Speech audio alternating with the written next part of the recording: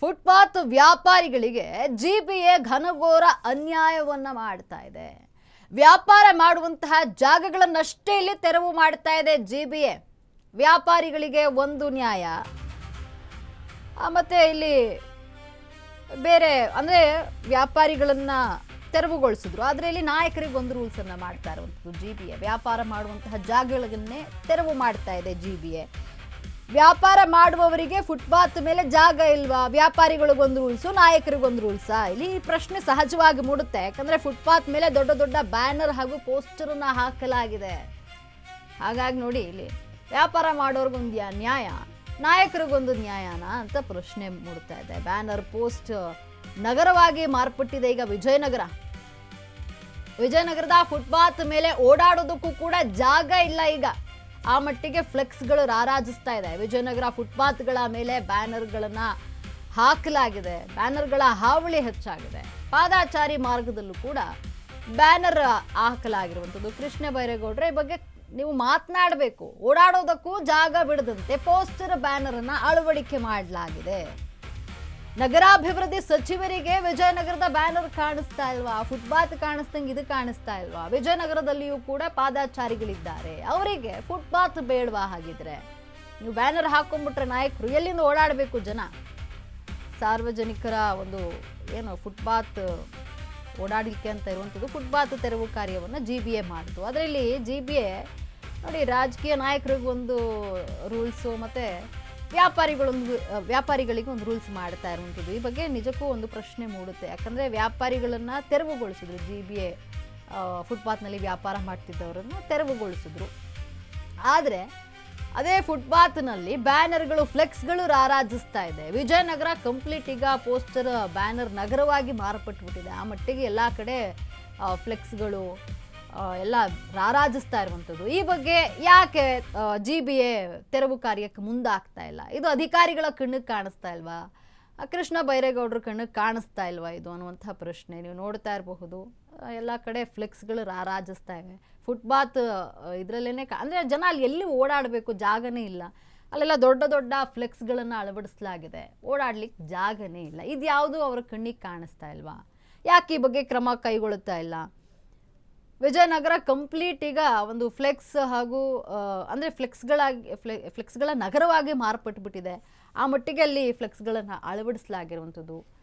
ಇಲ್ಲಿ ಜನ ಓಡಾಡಲಿಕ್ಕೂ ಕಷ್ಟ ಆಗುತ್ತೆ. ಅಂದರೆ ಇರುವಂತಹ ಫುಟ್ಪಾತ್ ಜಾಗದಲ್ಲಿ ಫ್ಲೆಕ್ಸ್ಗಳನ್ನು ಅಳವಡಿಸ್ಬಿಟ್ರೆ ಜನ ಎಲ್ಲಿಂದ ಓಡಾಡಬೇಕು? ಯಾಕೆ ವಿಜಯನಗರದಲ್ಲಿ ಫುಟ್ಪಾತ್ನಲ್ಲಿ ಜನ ಓಡಾಡೋದಿಲ್ವಾ? ಅವರಿಗೆ ಬೇಕಾಗಿಲ್ವಾ ಅದು? ನೀವು ಫ್ಲೆಕ್ಸ್ಗಳನ್ನು ಹಾಕಿಬಿಟ್ರೆ ಎಲ್ಲಿಂದ ಓಡಾಡ್ತಾರೆ ಜನ? ಈ ಪ್ರಶ್ನೆಗೆ ಸಹಜವಾಗಿ ಮೂಡುವಂಥದ್ದು. ವ್ಯಾಪಾರಿಗಳಿಗೊಂದು ರೂಲ್ಸು, ನಾಯಕರಿಗೊಂದು ರೂಲ್ಸು.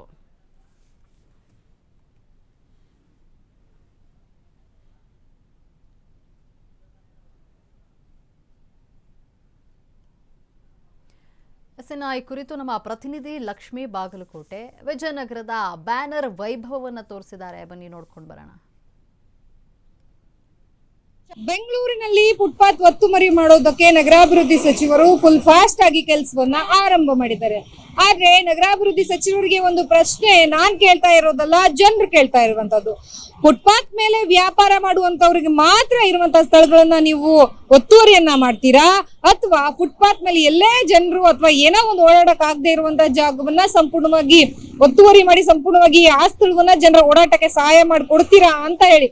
ಯಾಕೆ ಅಂತ ನಾನು ಇದನ್ನ ಹೇಳೋದಕ್ಕಿಂತ ಮುಂಚೆವಾಗಿ ಇಲ್ಲಿರುವಂತಹ ಏನು ಸ್ಥಿತಿಗತಿಯನ್ನ ತೋರಿಸ್ತಾ ಹೋಗ್ತೀವಿ. ನಮ್ಮ ಏನು ವಿಡಿಯೋ ಜರ್ನಲಿಸ್ಟ್ ತೋರಿಸ್ತಾ ಇದ್ದಾರೆ, ದೃಶ್ಯಾವಳಿಗಳಲ್ಲಿ ತಾವು ಗಮನಿಸ್ತಾ ಇರಬಹುದು. ಇದು ವಿಜಯನಗರದ ಮೆಟ್ರೋ ಸ್ಟೇಷನ್ ಇಂದ ಸ್ವಲ್ಪ ಮುಂದೆ, ಅಂದ್ರೆ ಹೊಸಳ್ಳಿ ಮೆಟ್ರೋ ಸ್ಟೇಷನ್ ಹಾಗೂ ವಿಜಯನಗರ ಮೆಟ್ರೋ ಸ್ಟೇಷನ್ ಮಧ್ಯಭಾಗದಲ್ಲಿ ಕಂಡು ಬರ್ತಾ ಇರುವಂತಹ ಫುಟ್ಪಾತ್ ಇದು. ಇಲ್ಲಿಯೂ ಸಹ ಜನಸಾಮಾನ್ಯರೇ, ಫುಟ್ಪಾತ್ ಪಾದಚಾರಿಗಳೇ ಓಡಾಡುವಂತಹ ಮಾರ್ಗ. ಹಾಗಾದ್ರೆ ಯಾಕೆ ಇಲ್ಲಿ ಪೋಸ್ಟರ್ಸ್ ಗಳನ್ನ ಹಾಕುವುದಕ್ಕೆ ತಾವು ಅನುವು ಮಾಡಿಕೊಟ್ಟಿದ್ದೀರಿ ಎನ್ನುವಂತಹದ್ದು ಒಂದು ಪ್ರಶ್ನೆ ಖಂಡಿತವಾಗಿಯೂ ಸದ್ಯಕ್ಕೆ ಕಾಡ್ತಾ ಇರುವಂತಹದ್ದು. ಯಾಕೆ ಅಂತಂದ್ರೆ ನೋಡ್ಬಹುದು, ಈ ರೀತಿಯಾಗಿ ಪೋಸ್ಟರ್ಸ್ ಗಳನ್ನ ಇಲ್ಲಿ ವಿಜಯನಗರದ ಸಂಪೂರ್ಣ ಕಡೆಗಳಲ್ಲಿ, ಎರಡೂ ಕಡೆಗಳಲ್ಲೂ ಸಹ ಫುಟ್ಪಾತ್ ಬಲ್ಲಿ ಹಾಕಿರುವಂತಹದ್ದು. ಇದರಿಂದಾಗಿ ಜನರಿಗೆ ಎಷ್ಟು ಸಮಸ್ಯೆ ಆಗುತ್ತೆ ಅನ್ನುವಂತ ಯೋಚನೆ ನಿಮಗ್ ಬರ್ತಾ ಇಲ್ವಾ ಅನ್ನುವಂತ ಪ್ರಶ್ನೆ. ಯಾಕೆ ಅಂತಂದ್ರೆ ದೃಶ್ಯಾವಳಿಗಳಲ್ಲಿ ಗಮನಿಸ್ತಾ ಇರುವಂತಹದ್ದು ಏನು ಅಂತಂದ್ರೆ, ಇಲ್ಲಿ ನೋಡಬಹುದು, ಎಸ್ ಇದು ಫುಟ್ಪಾತ್, ಇದ್ರ ಮೇಲೆ ನಾವು ಈಗ ಓಡಾಡ್ಬೇಕು. ನಾನೊಬ್ಬ ಪಾದಚಾರಿ ಅಂದಾಗ ಹೆಂಗೆ ಸ್ವಾಮಿ ಓಡಾಡಕ್ ಆಗುತ್ತೆ? ಇಲ್ಲಿ ನಾನ್ ಕೇಳ್ತಿರುವಂತಹ ಪ್ರಶ್ನೆ ಅಲ್ಲ, ಇಲ್ಲಿರುವಂತಹ ಸ್ಥಳೀಯರ ಪ್ರಶ್ನೆ. ಯಾಕೆ ಅಂತಂದ್ರೆ ಖಂಡಿತವಾಗಿಯೂ ಓಡಾಡಕ್ಕೆ ಅಸಾಧ್ಯವಾಗಿದೆ. ಈಗ ಇಲ್ಲಿಂದ ಹೋಗ್ಬೇಕು ಅಂತಂದ್ರೆ ಅವ್ರು ಮತ್ತೆ ಇಲ್ಲಿಂದ ಪಕ್ಕದಲ್ಲಿ ವೇಗವಾಗಿ ವಾಹನಗಳು ಬರ್ತವೆ, ಇಲ್ಲಿಂದಲೇ ಹೋಗೋದಕ್ಕೆ ಮುಂದಾಗ್ತಾರೆ. ನೀವ್ ಹೇಳಿದ್ರಿ ವರ್ಷಕ್ಕೆ 300ಕ್ಕ ಹೆಚ್ಚು ಸಾವು ಆಗ್ತಾ ಇರುವಂತಹದ್ದು ಏನಕ್ಕೆ ಅಂತಂದ್ರೆ ಫುಟ್ಪಾತ್ ಮೇಲೆ ವ್ಯಾಪಾರ ಮಾಡ್ತಾ ಇರೋದ್ರಿಂದಾಗಿ ಅಂತ ಹೇಳಿದ್ರು. ಹಾಗಾದ್ರೆ ಈ ಪೋಸ್ಟರ್ಸ್ ಗಳನ್ನ ಅಳವಡಿಕೆ ಮಾಡಿರೋದ್ರಿಂದಾಗಿ ಇಲ್ಲಿ ಈ ರೀತಿಯಾಗಿ ಸಮಸ್ಯೆಗಳಾಗ್ತಾ ಇದಾವೆ. ಇದು ಪ್ರಾಬ್ಲಮ್ ಅಲ್ವಾ? ಈ ರೀತಿಯಾಗಿ ಬಳಕೆ ಮಾಡೋದು ಸಮಸ್ಯೆ ಅಲ್ವಾ ಅಂತ ಹೇಳಿ ಸೊ ಸದ್ಯಕ್ಕೆ ಇಲ್ಲಿ ಕಂಡು ಬರ್ತಾ ಇರುವಂತದ್ದು. ಒಂದ್ ರೀತಿಯಲ್ಲಿ ನಮ್ಮ ವಿಜಯನಗರ ಹೆಂಗಾಗಿದೆ ಅಂದ್ರೆ ಪೋಸ್ಟರ್ ನಗರವಾಗಿದೆ ಸಂಪೂರ್ಣವಾಗಿ. ವಿಜಯನಗರವಾಗಿ ಕಾಣೋದಕ್ಕಿಂತ ಹೆಚ್ಚಾಗಿ ಪೋಸ್ಟರ್ಸ್ ಗಳೇ ಸಂಪೂರ್ಣವಾಗಿ ಕಾಣ್ತಾ ಇರುವಂತಹದ್ದು. ಸದ್ಯಕ್ಕೆ ಈ ವಿಚಾರವಾಗಿ ಸಾಕಷ್ಟು ಜನರು ಧ್ವನಿಯನ್ನ ಎತ್ತಾ ಇದ್ದಾರೆ. ನಗರಾಭಿವೃದ್ಧಿ ಸಚಿವರೇ, ಬೆಂಗಳೂರಿನ ಫುಟ್ಪಾತ್ ಅನ್ನ ಒತ್ತುವರಿ ಮಾಡೋದಕ್ಕೆ ಮುಂದಾಗಿದ್ದೀರಿ, ಇಂತಹದ್ದಕ್ಕೂ ಸಹ ಅವಕಾಶ ಕೊಡಬಾರ್ದು ಅನ್ನುವಂತಹದ್ದು ಜನರ ಕೂಗಾಗಿರುವಂತಹದ್ದು. ಕ್ಯಾಮ್ರಾ ಪರ್ಸನ್ ವಿಕಾಸ್ ಜೊತೆ ಲಕ್ಷ್ಮೀ ಬಾಗಲಕೋಟೆ, ಅಶ್ವಗಣೇಶ್, ಬೆಂಗಳೂರು.